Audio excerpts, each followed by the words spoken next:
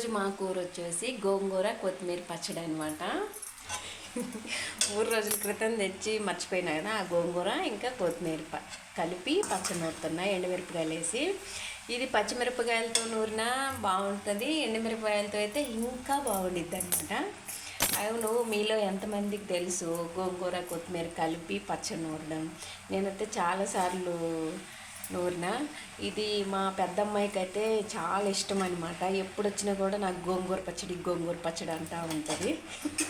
మొన్న ఒకసారి పోయినప్పుడు కూడా నూరుకోరమ్మనింది, కానీ పాపం నేను తీసుకెళ్ళలేదనమాట. చాలా బాగుండిద్ది. మీకు ఫుల్ వీడియో కావాలంటే కామెంట్ బాక్స్లో కామెంట్ చేయండి.